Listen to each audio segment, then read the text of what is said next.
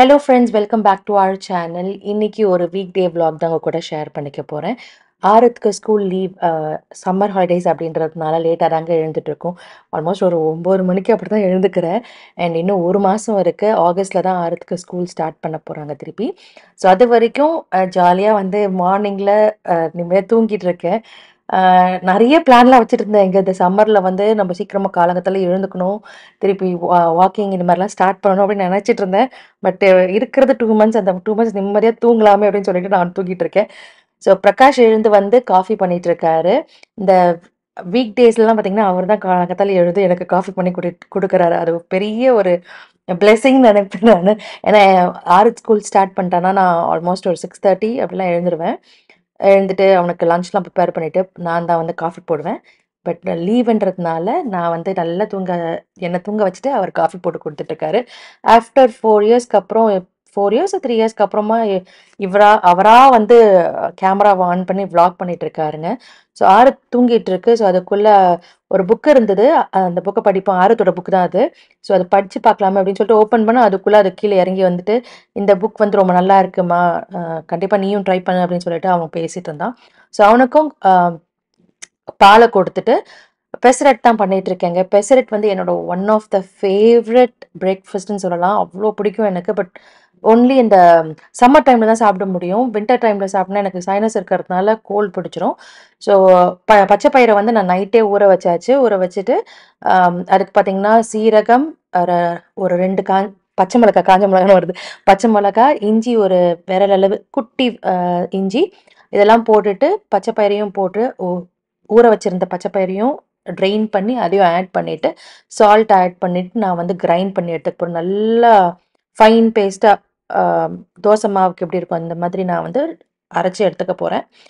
And நெறைய பேர் இதில வந்து அரிசி மாவும் போடுவாங்க, கிறிஸ்பினஸ்க்காக. பட் எனக்கு இதுவே கிறிஸ்பியா இருக்கிறதுனால, மோஸ்ட்லி நான் அரிசிலாம் ஆட் பண்ண மாட்டேன். அரிசியும் ஆட் பண்ண மாட்டேன், அரிசி மாவும் ஆட் பண்ண மாட்டேன். So pesarattu ready. அண்ட் இது வந்து ஆந்திரா சைட்லாம் பார்த்தீங்கன்னா, பெசரட் உப்புமா கூட செஞ்சு குடுப்பாங்க. பட் எனக்கு அந்த பெசரட் உப்புமாலாம் எனக்கு அவ்வளோ பிடிக்காதுங்க. வெறும் ஒன்லி பெசரட் தான் பிடிக்கும். ஸோ பெசரட் கூட இஞ்சி சட்னி ரொம்ப நல்லாயிருக்கும். பட் கார சட்னியும் பார்த்தீங்கன்னா, வேற லெவல் அல்டிமேட்டா இருக்கும். ஆல்ரெடி நான் கார சட்னியும் வந்து ப்ரிப்பேர் பண்ணி வச்சிருக்கேன். அதையும் எடுத்து வச்சு தான் சாப்பிட போறோம். ஸோ ஆரத்துக்கும் பார்த்தீங்கன்னா, இது ரொம்ப பிடிக்கும். எனக்கு ரொம்ப ஃபில்லிங்கா இருக்குங்க. ஒரு 2 தோசை சாப்பிட்டாவே உங்களுக்கு கிட்டத்தட்ட ஒரு 3 மணி நேரம், 4 மணி நேரத்துக்கு வந்து பசிக்காது. ஏன்னா புரோட்டீன் ரிச்ன்றதுனால. ஸோ பெசரட் சாப்பிட்டு முடிச்சுட்டு, அடுத்தது பார்த்தீங்கன்னா, ஆரத்த வந்து லீவுன்றதுனால எதையாவது ஒண்ணு அவனுக்கு என்கேஜ் பண்ணிக்கிட்டே இருக்கணும். பட் இப்பலாம் பார்த்தீங்கன்னா, கிட்ஸ் எல்லாம் வெளிய வந்து விளையாடிட்டு இருக்காங்க. அவங்களே வந்து கூட்டிட்டு போயிடுறாங்க. அவனோட ஃப்ரெண்ட்ஸ் வராத டைம்ல பார்த்தீங்கன்னா, அ நின்டாண்டோவோ இல்ல டிவி இது மாரி தான் போயிட்டுருக்கான். ஸோ ஸ்க்ரீனிங் டைம் கம்மி பண்ணணுன்றதுக்காக, அவனையும் டாலர் ட்ரீ கூட்டிட்டு போயிருந்தேன். ஸோ சில புக்ஸ் அண்ட் டிஐஒய்லாம் பண்றதுக்கு சில ஐட்டம்ஸ்லாம் வாங்கலாம் அப்படின்னு சொல்லிட்டு தான் போயிருக்கோம். டிஐஒய் ஐட்டம்ஸ் எதுவும் அவ்வளவா கிடைக்கலைங்க. பட் லக்கிலி நெறைய புக்ஸ் இருந்தது. பசில் புக் சரி, கலரிங், அதுக்கப்புறம் அந்த வேர்ட் புக்ஸ் இது மாரி நெறைய இருந்தது. ஸோ முடிஞ்ச அளவு ஒரு 10லருந்து 15 வாங்கிக்கலாம் அப்படின்னு சொல்லிட்டு தான் நெனச்சு கொஞ்சம் கலெக்ட் பண்ணிட்டு வந்தேன். அண்ட் நான் நெறைய வீடியோஸ் வந்து இந்த டாலர் ட்ரீ டிஐஒய் வீடியோஸ்லாம் பார்ப்பேன். எல்லாரோட டாலர் ட்ரீலயும் பார்த்தீங்கன்னா, எல்லாமே கிடைக்கும். எங்களோட டாலர் ட்ரீல மட்டும் எப்பயுமே எதுவுமே கிடைக்காதுங்க.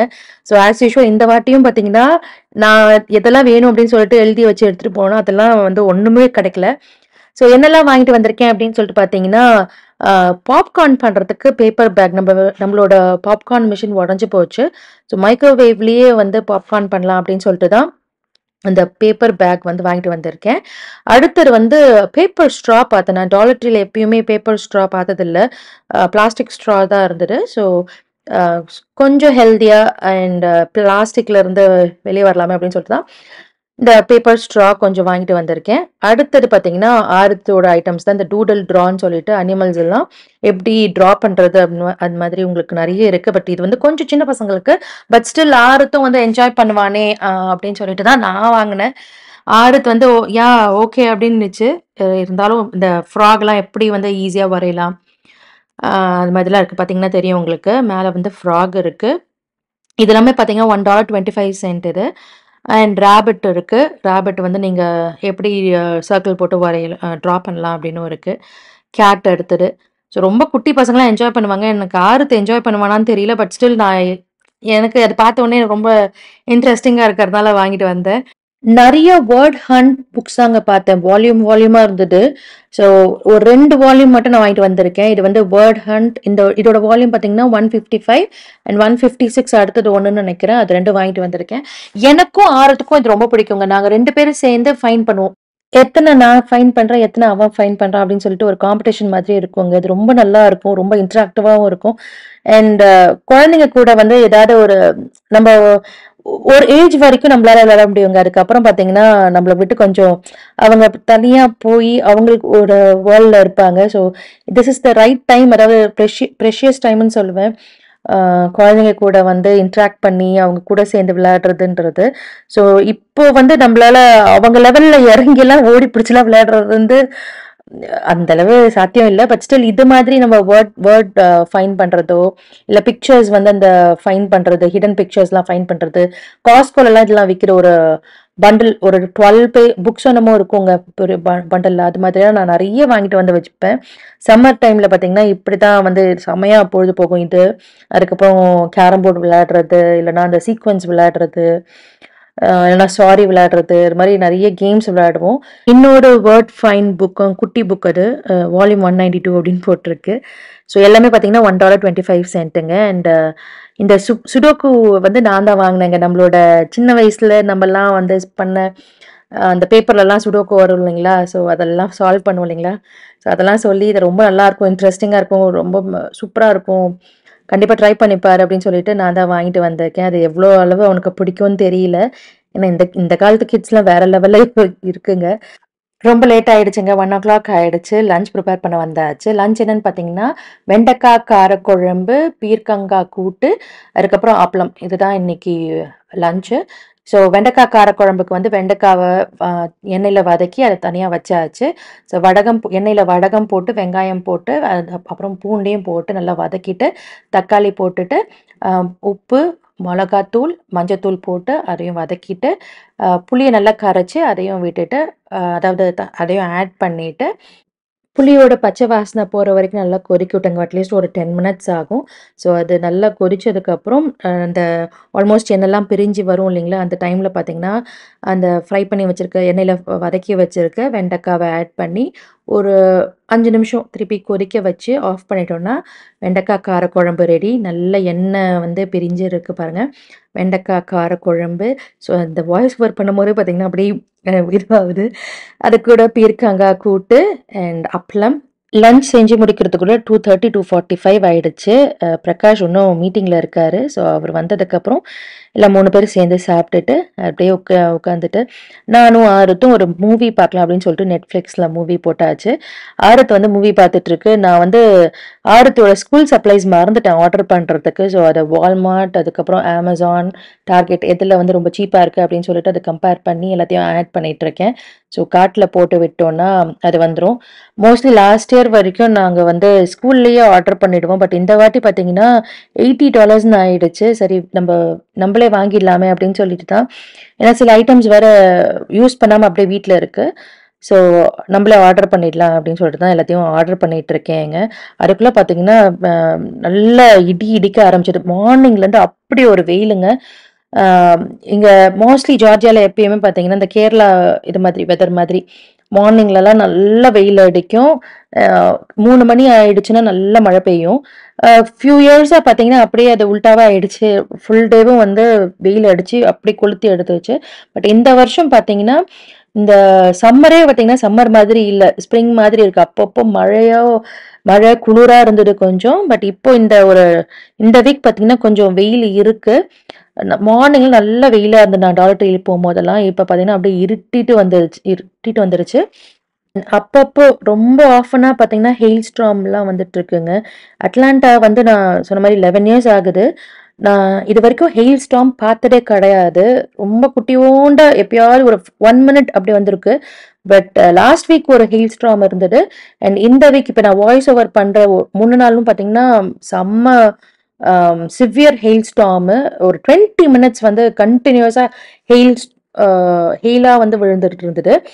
ஸோ ஆறதுக்கு வந்து ஜூஸ் வேணும் அப்படின்னா, அண்ட் கேண்டலூப் வந்து வாங்கிட்டு வந்தது கொஞ்சம் அ நல்லா பழுத்து போயிருந்தது. ஸோ அது ஜூஸ் போட்டு குடுத்துட்டு, அப்படியே வெளிய போயிட்டு வெதர் எப்படி இருக்கு அப்படின்னு சொல்லிட்டு பார்க்கலான்னு தான் வந்திருக்கேங்க. சூப்பரா இருக்கு பாருங்க. அப்படியே மார்னிங் டாலர் ட்ரீ போயிருந்தப்போ நான் அது சரியா காட்டல. பட் அத எடுத்திருந்தேன்னா கரெக்ட்டா இருந்திருக்கும்.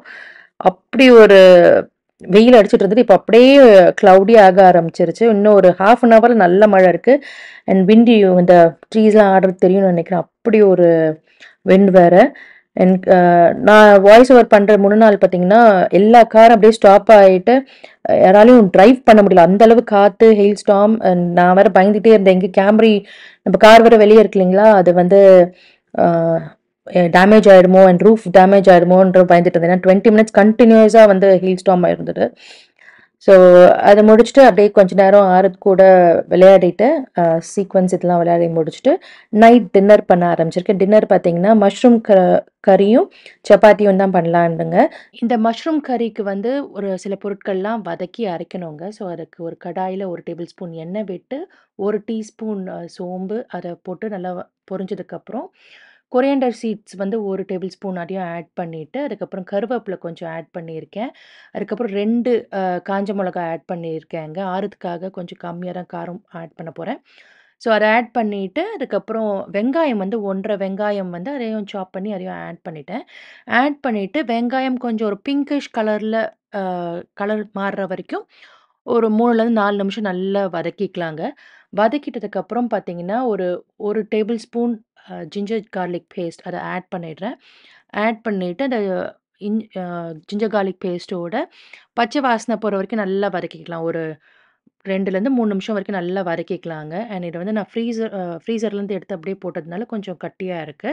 ஜிஞ்சர் கார்லிக் பேஸ்ட்டோட பச்சை வாசனை போனதுக்கப்புறம் நம்ம வந்து கட் பண்ணி வச்சிருக்க தக்காளி ஆட் பண்ணிக்கலாங்க. தக்காளி பார்த்தீங்கன்னா, நான் 2 தக்காளிய வந்து சாப் பண்ணி வச்சிருக்கேன். அதையும் ஆட் பண்ணிட்டு ஒரு 2 நிமிஷம் நல்லா வதக்கிக்கலாங்க. தக்காளி கொஞ்சம் நல்லா வதங்குனதுக்கப்புறம் நம்ம வந்து உப்பையும், மஞ்சத்தூளையும் ஆட் பண்ணிக்கலாம். மஞ்சத்தூள் பார்த்தீங்கன்னா, ஒரு 1 டீஸ்பூன் மஞ்சத்தூள் ஆட் பண்ணிக்கிறேன். ஆட் பண்ணிட்டு எல்லாம் தக்காளி ஓரளவு பாதி குக் ஆனதுக்கப்புறம் ஒரு 1/2 கப் தண்ணியும் ஆட் பண்ணிட்டு, லிட் போட்டு ஒரு 5 நிமிஷம் மீடியம்ல வந்து நல்லா குக் ஆகுற வரைக்கும் அப்படியே விட்டுடலாங்க. ஸோ 5 நிமிஷத்துக்கு அப்புறம் ஸ்டவ்வ ஆஃப் பண்ணிட்டு, நம்ம அந்த வெங்காயம், தக்காளிலாம் கொஞ்சம் கூல் ஆனதுக்கப்புறம் மிக்ஸியில வந்து நல்லா பிளெண்ட் பண்ணிக்கலாம். நல்லா பேஸ்ட் மாரி பிளெண்ட் பண்ணிட்டு, அத வந்து அப்படியே பக்கத்துல வச்சுக்கலாங்க. நெக்ஸ்ட் அதே கடாயில ஒரு 2 டேபிள் ஸ்பூன் எண்ணெய் விட்டு, பிரிஞ்சி இலை, பட்டை, லவங்கம், அப்புறம் 2 அ ஏலக்காய் இத ஆட் பண்ணிட்டு, வெங்காயம் பார்த்தீங்கன்னா, ஒரு 1/2 வெங்காயம் எடுத்து வச்சிருந்தேன். அதையும் சாப் பண்ணி அதையும் ஆட் பண்ணிக்கலாங்க. ஏன்னா, நம்ப மிக்சர் பண்ணோம் இல்லைங்களா? அதாவது அந்த கிரைண்ட் பண்ணோம் இல்லைங்களா? அதில 1 1/2 வெங்காயம் தான் ஆட் பண்ணியிருக்கோம். இதில வந்து மீதி 1/2 வெங்காயத்த ஆட் பண்ணிக்கலாம். ஆட் பண்ணிட்டு, நம்ம வந்து உப்பையும் ஆட் பண்ணிட்டு, ஒரு 1/2 டீஸ்பூன் மஞ்சத்தூள், 1 டேபிள் ஸ்பூன் மொளகாத்தூள் எல்லாத்தையும் ஆட் பண்ணிட்டு, நல்லா வதக்கிக்கலாங்க. கட் பண்ணி வச்சிருக்கிற மஷ்ரூம்ஸையும் ஆட் பண்ணிக்கலாங்க. ஒரு 1 நிமிஷம் வதக்குனா போதும். அதாவது மொளகாத்தூள் ஆட் பண்ணிட்டு, அதுக்கப்புறம் நான் வந்து மஷ்ரூம்ஸ் வந்து ஒரு பேக் மஷ்ரூம வந்து கட் பண்ணி வச்சிருக்கேன்.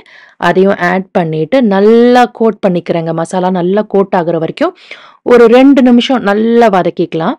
ஹை ஃப்ளேம்ல இருக்கட்டும். நான் ஆட் பண்ணும்போது லோ ஃப்ளேம்ல வச்சிருக்கேன். ஏன்னா மொளகாத்தூள் கருகிடக்கூடாது அப்படின்றதுக்காக.